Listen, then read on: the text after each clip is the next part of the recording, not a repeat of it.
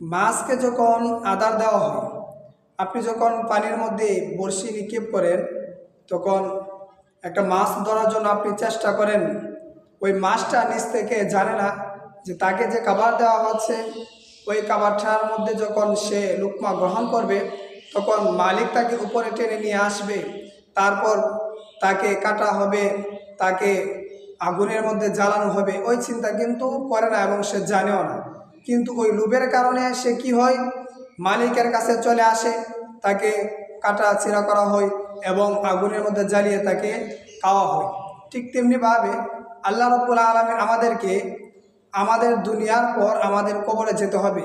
কবরের পর ফুলসিরাত, হাশর, জান্নাত, জাহান্নাম, এরকমভাবে আল্লাহ রাব্বুল আলামিন আমাদেরকে বলে দিয়েছে। অথচ মৃত্যুর পর অবশ্যই আমাদেরকে কবরে যেতে হবে। ওই কথা জানার পরও আমরা কি করি না, কোনো আমল করি না। হাশরের ময়দান এবং যে জাহান্নাম রয়েছে, ওইখানে গেলে আমাদেরকে আগুনের মধ্যে নিক্ষেপ করা হবে। ওই সমস্ত কিছু আল্লাহ রাব্বুল আলামিন আগেই আমাদেরকে জানিয়ে দিয়েছেন।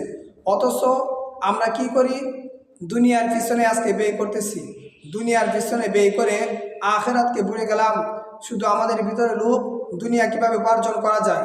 আমাদের ভিতরে কি লোভ, আমরা কিভাবে দুনিয়ার মধ্যে সফল হতে পারি, কিভাবে আমরা প্রশংসা করাতে পারি, কিভাবে মানুষ আমাদেরকে সম্মান করবে। কিন্তু এই লোভ দিয়ে হাসর, কবর, মিজান, ফুলসিরাত যেগুলো আছে আমাদেরকে ভুলিয়ে দেওয়া হচ্ছে।